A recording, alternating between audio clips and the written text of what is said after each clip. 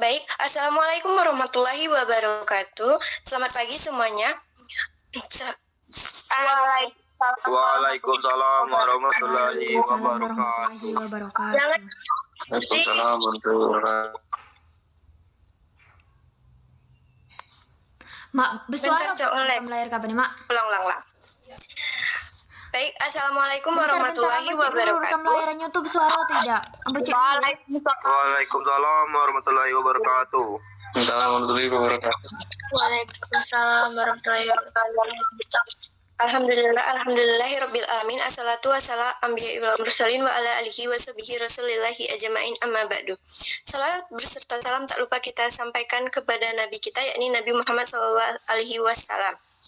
Baiklah teman-teman sekalian, perkenalkan kami dari kelompok 2 akan mempresentasikan hasil kerja kelompok kami pada pagi hari ini yang akan kami share di link YouTube. Langsung saja yang pertama yaitu pembacaan materi yang akan dijelaskan oleh Melisi. Kepada Melisi disilakan. Baik, selamat pagi teman-teman semuanya. Di sini saya akan menjelaskan materi mengenai mitos yang dibahas dari buku Pak Daeng ya. Tapi di sini saya tambahkan beberapa referensi lain dari beberapa jurnal dan dari beberapa buku lainnya juga. Nah, di sini saya akan membahas mengenai mitos. Nah, menurut teman-teman, kalian pasti sudah tidak asing lagi ya mendengar kata mitos dalam kehidupan sehari-hari, karena apa-apa yang berhubungan dengan nenek-nenek kita atau kakek-kakek kita biasanya menceritakan tentang cerita mitos. Nah, sebelum itu, saya akan menjelaskan terlebih dahulu apa itu mitos. Nah, kalian harus tahu ya teman-teman, jadi mitos itu bukan suatu legenda, ataupun cerita rakyat. Banyak sekali orang yang menyamakan cerita Malin Kundang sebagai cerita mitos. Tapi cerita Malin Kundang itu ternyata bukan mitos ya teman-teman. Itu merupakan cerita rakyat yang berupa legenda. Nah, sedangkan mitos itu sendiri, di sini saya akan jelaskan secara lebih rinci ya. Jadi, mitos itu teman-teman adalah cerita tradisional, tapi dia itu melibatkan yang namanya supranatural, ataupun roh, ataupun keajaiban-keajaiban lain yang dipercayai oleh suatu masyarakat, ataupun satu kaum, tapi bersifat tidak secara universal, namun bersifat diferensiasi. Mungkin dari masyarakat A percaya, masyarakat B tidak percaya. Namun masyarakat A atau B ini biasanya memiliki keterkaitan antara satu dengan yang lainnya. Nah, itu merupakan mitos. Nah, mitos itu sendiri biasanya berupa artefak ataupun alam itu sendiri, bisa juga sosial. Nah, di sini saya akan mulai cerita keterkaitan mitos mengenai simbol dulu ya teman-teman. Jadi mitos itu mengaitkan yang namanya simbol. Kebanyakan mitos itu walaupun benda, itu pasti memiliki makna tersendiri dari benda-benda itu. Walaupun misalnya berbentuk gua nih, pasti gua itu memiliki suatu simbol yang hanya dipercayai oleh satu masyarakat saja, dan diketahui oleh satu masyarakat saja secara lebih luas. Masyarakat yang lain itu biasanya hanya sekedar mengetahui. Nah, di sini saya akan menjelaskan juga beberapa contoh mitos dari kabupaten saya, yaitu Kabupaten Seluma. Tapi di sini saya juga akan menjelaskan beberapa cerita mitos dari kabupaten-kabupaten lain yang ada di Provinsi Bengkulu. Tapi sebelum itu, saya mau menjelaskan dulu apa sih fungsi-fungsi dari mitos. Nah, di sini yang pertama ya, fungsi dari mitos itu ada sebagai nilai atau norma-norma atau sesuatu yang bersifat memberikan nasihat kepada kita. Nah, salah satunya di sini saya akan menjelaskan secara umum terlebih dahulu, karena nantinya saya akan menjelaskan secara lebih kerucut lagi ya. Yang pertama yaitu ada cerita epos Ramayana. Pasti kita sebagai mahasiswa jurusan Bahasa dan Sastra Indonesia tidak asing lagi mengenal kata epos Ramayana. Nah, apa sih nilai yang bisa kita ambil dari mitos itu? Salah satunya adalah kisah kita itu bisa menjadi orang yang bertanggung jawab, lebih berani lagi, mengajarkan dharma-dharma kepada kita. Nah, itu merupakan cerita atau nilai yang bisa kita petik dari mitos cerita Ramayana. Dan masih banyak lagi, yaitu ada Mahabharata, ataupun dari epos-epos wayang-wayang lainnya. Nah, itu ya salah satu fungsi dari mitos itu sendiri, itu sebagai nilai dan norma. Namun, cerita mitos ini sendiri dari sisi sejarah juga memiliki fungsi. Karena mengapa? Dulunya masyarakat kita pada zaman dahulu, yaitu nenek moyang kita, itu biasanya hidupnya meramu ya. Jadi mereka berpindah tempat dari tempat A misalnya ke tempat D. Nah, itu biasa ya.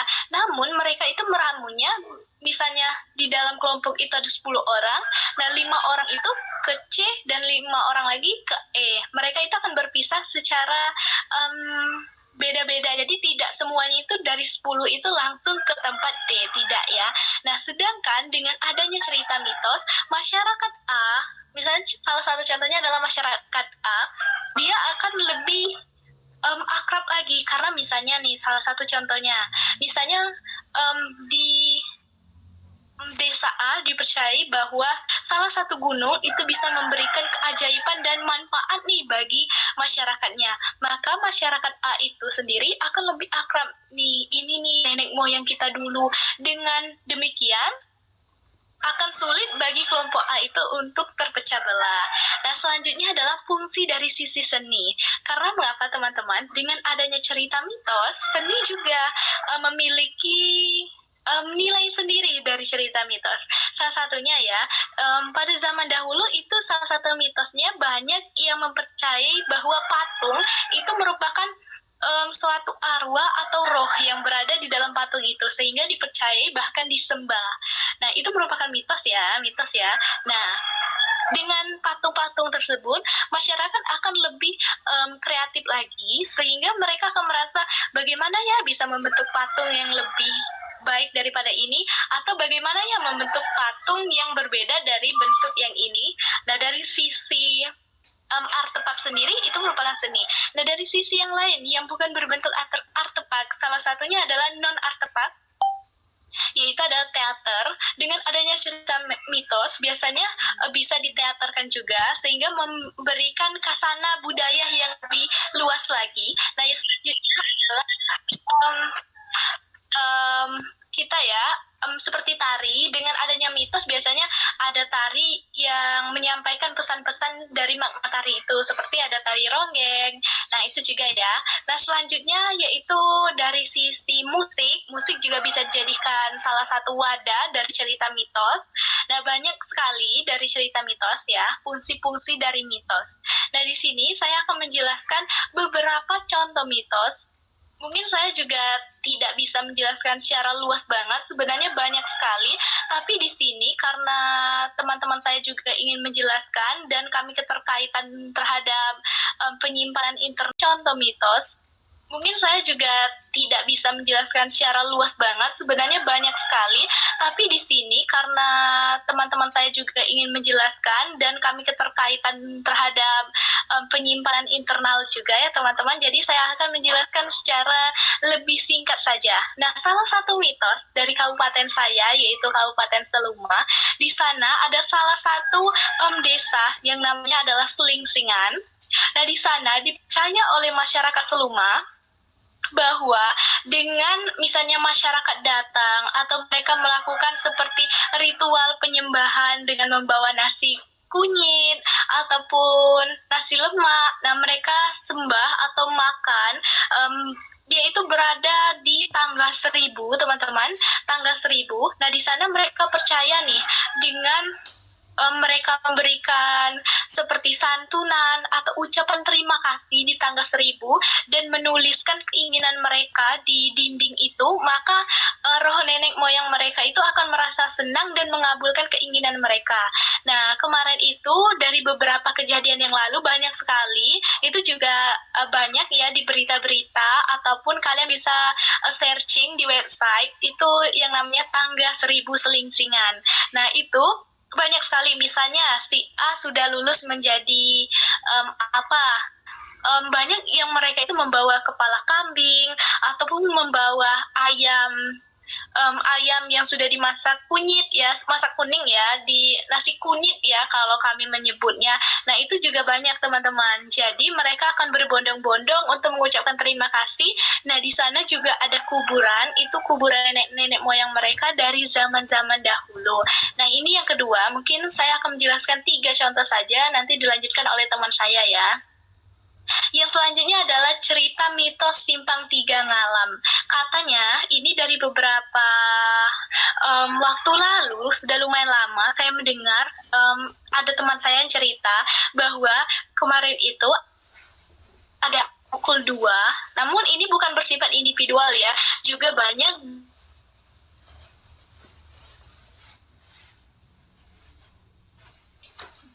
di Simpang Tiga Ngalam itu katanya dia lewat karena ayahnya itu sedang mencari ikan, memancing, jadi dia lewat jam 2, katanya di sana ada orang yang memanggil seperti nenek moyang mereka ataupun roh-roh mereka.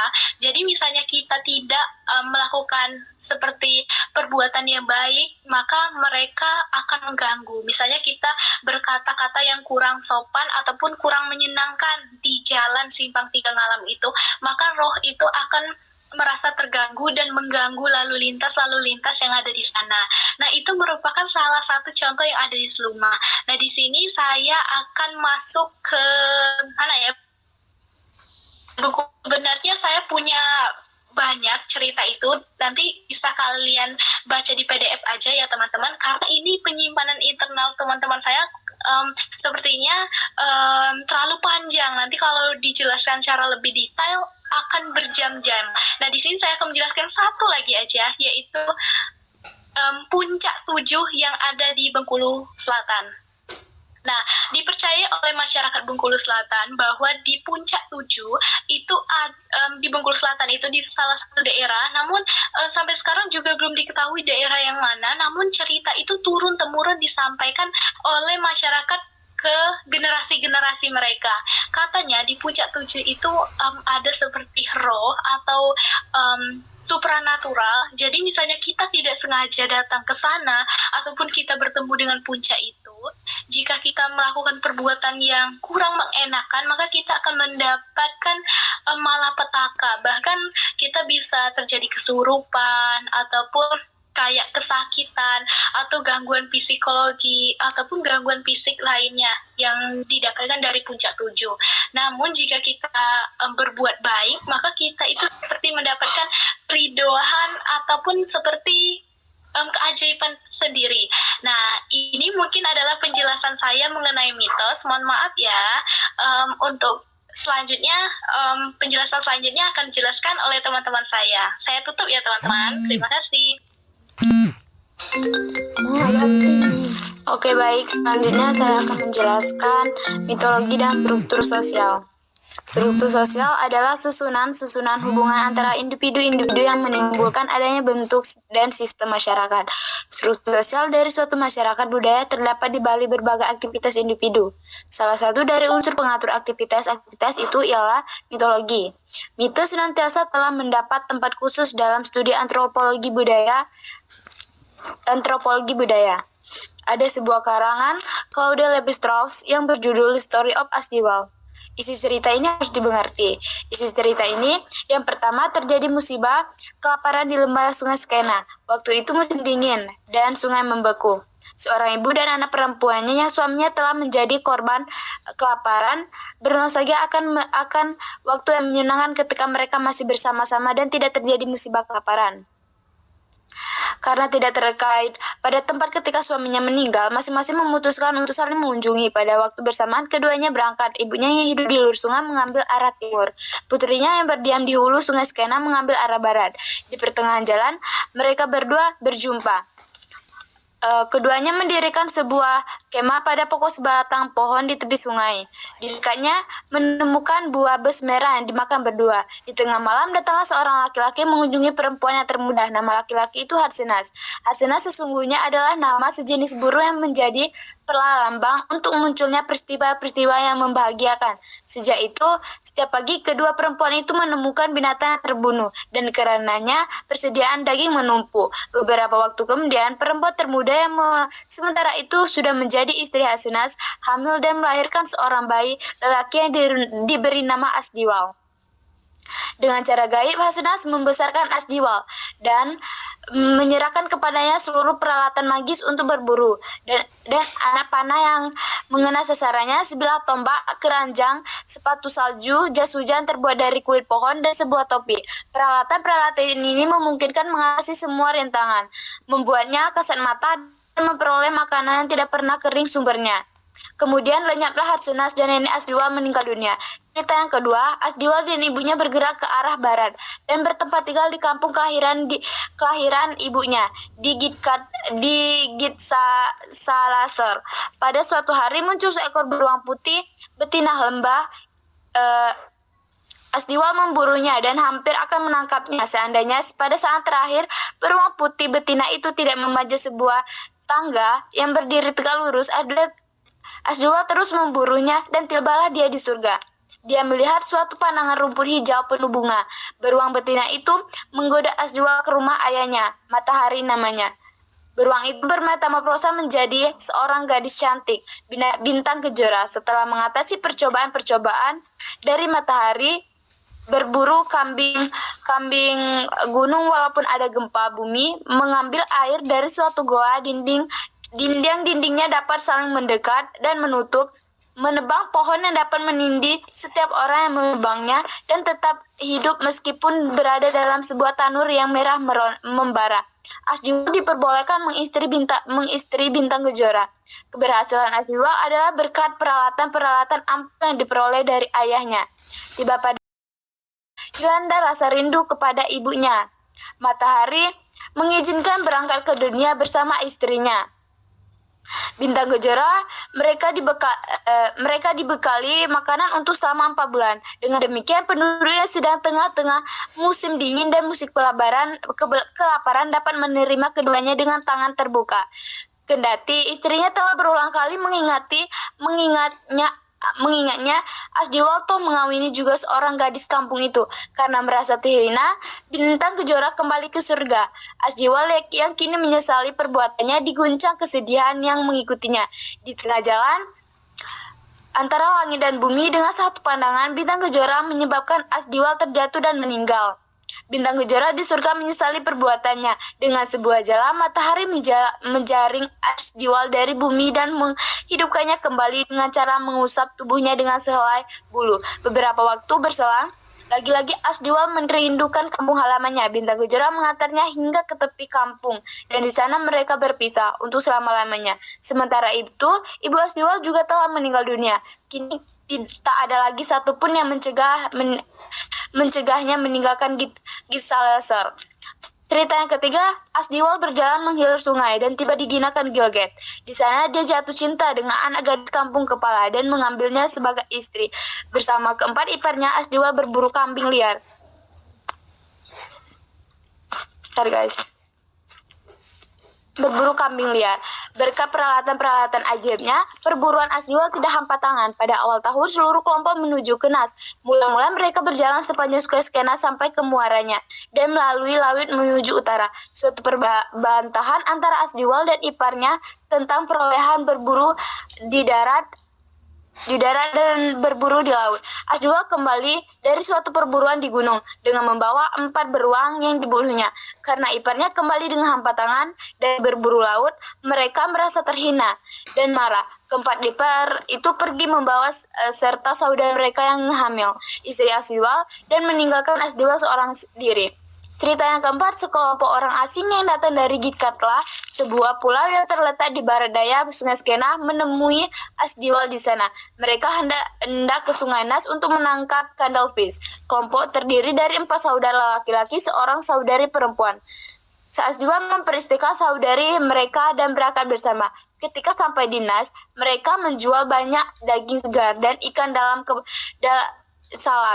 salam kepada orang Simsian yang lebih dahulu tiba di Nas, dan mereka hampir mati kelaparan. Setelah menangkap Kandalfish, Sungai Nas ditinggalkan. Orang-orang Simsian kembali ke tempat asalnya. Metkatla, sedangkan Asdiwal dan saudara-saudara iparnya kembali ke Pulau Gidkatla. Musim dingin tiba dan Asdiwal pada suatu hari menyombongkan diri sebagai pemburu yang melebihi para iparnya. Kemudian mereka melaut bersama ke arah barat daya Gidkatla. Di sana putranya dilahirkan. Asdiwal kini menjadi kaya dan terkenal. Datanglah musim dingin dan pada suatu hari lagi-lagi Asdiwal menyombongkan diri dengan berkata bahwa dia lebih mahir berburu singa laut daripada para ipar-iparnya. Mereka bersama-sama keluar berburu. Karena peralatan canggih yang dimilikinya, maka perburuan Asdiwal yang dilakukan di batu-batu karang sepanjang pantai berhasil dengan baik. Ipar-iparnya merasa dipermalukan dan marah, dan mereka meninggalkannya di suatu batu karang tengah laut tanpa api dan makanan. Baik, selanjutnya akan dijelaskan oleh pemateri 3. Baiklah, di sini saya akan melanjutkan materi dari pemateri 2, yaitu lanjutan dari Story of Asdival. Nah, ketika Asdival ditinggalkan oleh ipar-iparnya, Hatsunas menolongnya sehingga menjadikannya seekor burung dan pulang. Nah, lalu Asdival merindukan tempat kelahirannya. Istrinya ditinggalkan dan dia pergi ke lembah sungai Skena. Dia bertempat tinggal di Gidanos di mana putranya menggabungkan diri. Nah, Asdival memberi unsur dan panah kepada anaknya. Asdival mendapat seekor anjing ketika musim dingin tiba. Nah, singkat cerita, Asdival dan anjingnya itu membatu di gunung es karena lupa membawa sepatu saljunya. Sampai kini, siluet mereka di gunung yang tinggi di dekat Danau Ginados dapat dilihat. Nah, selanjutnya adalah Might orang Trobriand. Nah, dalam buku karya Boleslaw Milinowski yang berjudul Might in Primitive Psychology tahun 1943 dijelaskan fungsi-fungsi penting yang terikat pada might suatu masyarakat. Nah, kalau pada might orang Trobriand sendiri dapat dilihat sebagai yang pertama itu pranata sosial. Nah, yang kedua itu dramatisasi wawasan religius. Yang ketiga itu penegasan nilai-nilai dan kesasihan teknik-teknik magis. Dalam buku karya Edmund Lenz yang berjudul Political System of High Blend of Burma tahun 1954, yang paling banyak dijelaskan adalah perspektif pemantapan keterhubungan dan stabilitas keseluruhan hidup bersama yang mana lebih fokus pada might sebagai pelerai kontroversi sosial. Nah, salah satu contohnya itu di dalam masyarakat Kachin digunakan sarian suatu might untuk mendukung tuntutan yang bersaing guna memperoleh status sosial yang superior. Nah, selanjutnya itu ada lapisan masyarakat subkelompok etnik Bajawa. Nah, kalau menurut Maitnya itu, subkelompok etnik Bajawa ini ada di Kabupaten Ngada, Flores, NTT, diturunkan oleh leluhur mereka yang berasal dari Jawa Wan. Nah, selanjutnya subkelompok ini masih disadari adanya mood yang menjadi dasar terbentuknya lapisan-lapisan masyarakat yang dikenal dengan istilah G, Kisa, dan Aziana. Selanjutnya itu subkelompok etnik Bajawa ini masih dikenal dengan pola pelapisan masyarakat yang dihubungkan dengan inces antara kakak dan adik. Nah, bila inces ini terjadi atau yang sering disebut oleh masyarakat Bajawa itu lasala, adalah kebiasaan pada subkelompok etnik Bajawa untuk mengumumkan skandal dengan cara meneriakkan kedua pelaku itu gunung atau bukit pada malam hari. Nah, peristiwa itu sering sekali disebut dengan Dewa Dabe, yang artinya Allah yang meneriakkan. Nah, setelah Dabe diadakan, orang-orang yang bersangkutan itu akan melarikan diri dan bersembunyi karena takut akan amarah masyarakat kampung. Nah, akibat perbuatan sumbang itu, masyarakat akan mengalami kekeringan yang berkepanjangan. Selanjutnya itu, dalam pandangan masuk subkelompok etnik Bajawa ini masih meyakini bahwa matahari, bulan, dan bintang itu bisa menjadi manusia, hewan, ataupun benda alam lainnya. Baiklah, materi selanjutnya akan dilanjutkan oleh pemateri 4. Baik, saya akan melanjutkan materi dari materi 4, yaitu Ibu dan Kesuburan Ladang. Implikasi Implikasi nilai ekologis dari keberadaan Dewi Sri dalam masyarakat Jawa Timur adalah adanya pandangan hidup yang mengandung nilai-nilai itu. Pandangan hidup tersebut yang menuntut perilaku masyarakat yang didasarkan pada nilai. Pada akhirnya nilai tersebut tidak hanya bersifat ide, akan tetapi juga bersifat pragmatis yang diterapkan dalam kehidupan sehari-hari. Berikut nilai-nilai norma, nilai-nilai hormat. Nilai hormat kepada alam. Dari alam. Masyarakat meletakkan ibu pada kedudukan yang terhormat. Maka mereka menghormati ibu dan menghormati alam atau tanah. Dewi Sri adalah ibu dan ibu adalah alam. Menghormati keberadaan roh Dewi Sri dilakukan dengan menghormati alam. Manusia bukanlah subjek dan alam bukanlah objek, maka memiliki kehendaknya sendiri. Penghormatan kepada alam merupakan bagian dari pandangan hidupnya, sehingga ada alam adikodrati yang memiliki kehendaknya sendiri dan perlu dipahami. Ritual yang ditunjukkan untuk Dewi Sri bukanlah ritual pemujaan, tetapi hal itu adalah upaya membujuk alam yang memiliki kehendak agar berpihak. Upaya itu dilakukan untuk membujuk Dewi Sri sebagai roh penunggu padi, bumi, dan tanah untuk berpihak dan memberikan berkah. Bukan celaka bagaimana yang diungkapkan oleh para keri 80 tahun sebagai pembaca mantra ritual. Baik, selanjutnya akan dilanjutkan oleh rekan saya. Oke, selanjutnya saya akan menjelaskan nilai kelestarian. Nilai kelestarian muncul dari kesadaran masyarakat akan tidak pentingnya mengabaikan pesan Dewi Sri. Pesan itu adalah tentang pelestarian hayati yang secara simbolis ada pada upacara Mapaksri atau wiwitan. Artinya, ada pesan tentang keberlanjutan ekologi dari apa yang sudah dipanen, dipetik, dan dituntaskan. Padi yang sudah dipetik atau dipanen harus ditumbuhkan lagi dan ditanam lagi. Tidak semuanya boleh untuk dikonsumsi. Pelanggaran dari pesan Dewi Sri untuk keberlanjutan dan pelestarian tanaman supaya tidak punah akan menyebabkan petaka atau kesialan. Nilai kelestarian itu juga merupakan sebuah keteladanan dari sosok Dewi Sri yang memelihara dan merawat tanaman padi. Dalam istilah Jawa, merawat adalah nguri-nguri atau ngopeni. Nilai kelestarian tercermin dari ucapan informan Bukeri 70 tahun yang mengatakan, "Yen awake dewe opening tanduran, Mbok Sri yo opening awake dewe." Artinya, jika Kira mau merawat tanaman yang baik, maka Dewi Sri juga akan merawat kita atau berpihak pada kita. Oke, selanjutnya materi akan dilanjutkan pada rekan saya. Oke, baik. Di sini saya akan melanjutkan materi dari teman saya, yaitu mengenai nilai kelestarian. Mengenai nilai ketaksiasiaan. Nilai ketaksiasiaan dalam bahasa Arab atau Islam itu disebut juga tidak boleh membazir. Sedangkan dalam bahasa Barat itu artinya zero waste, yang artinya kita tidak boleh menyia-nyiakan sumber daya alam yang ada. Nah, nilai ketaksiasiaan ini muncul biasanya karena adanya rasa takut akan karma terhadap Dewi Sri. Dewi Sri ini kita umpamakan seperti seorang ibu yang ucapannya merupakan doa.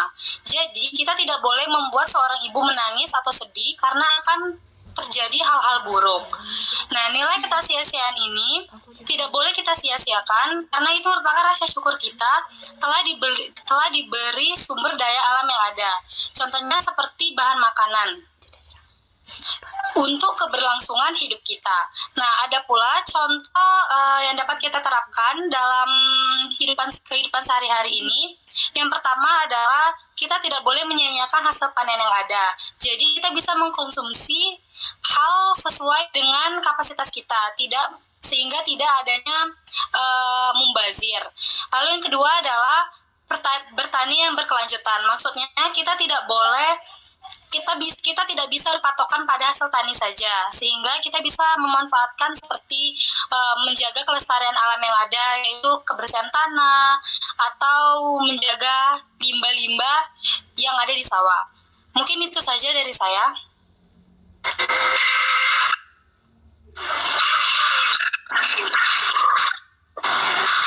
Baik, saya di sini akan melanjutkan materi dari teman saya, yaitu implikasi nilai ekologis secara pragmatis. Implikasi nilai ekologis dari keberadaan Dewi Sri dalam masyarakat Jawa Timur adalah adanya pandangan hidup yang mengandung nilai-nilai itu. Pandangan hidup tersebut yang menuntun perilaku-perilaku masyarakat yang didasarkan pada nilai. Pada akhirnya, nilai tersebut tidak hanya bersifat ide, akan tetapi juga bersifat pragmatis yang diterapkan dalam kehidupan sehari-hari. Nilai hormat pada alam berimplikasi pada kegiatan ritual selamatan, penentuan hari pasaran dalam proses tanam sampai panen, serta perlakukan pada tanah dan tumbuhan padi. Nilai kelestarian berimplikasi pada perilaku sistem, keberlanjutan dalam panen atau pengambilan sumber daya. Nilai ketaksiasiaan berimplikasi pada pola konsumsi yang tidak berlebih, pola multiguna bahan pangan, dan pola daur ulang sisa makanan.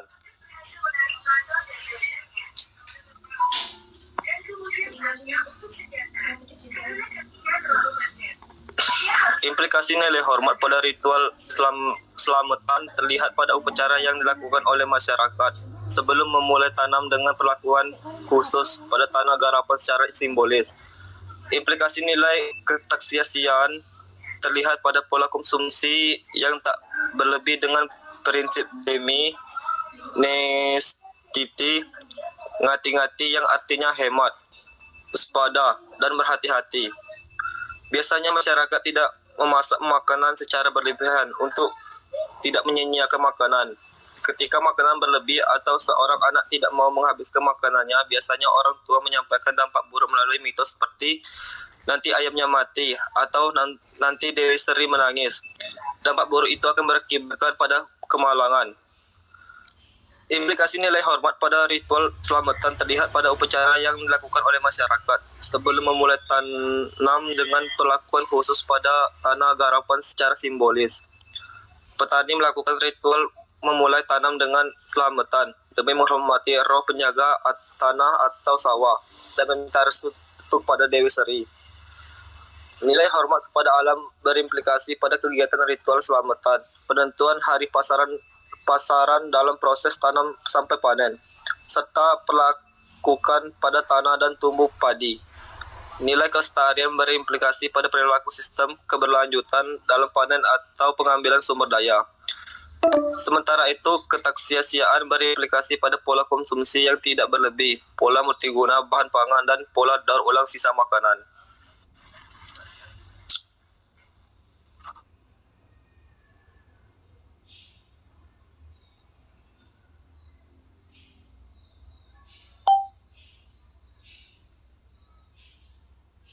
Baik, itu tadi presentasi dari kelompok kami.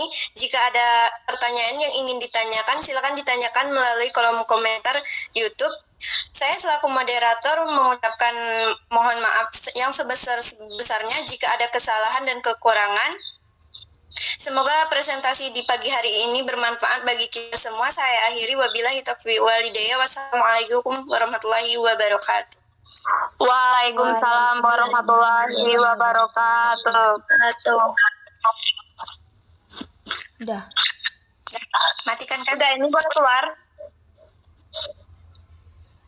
Boleh. Nggak boleh keluar.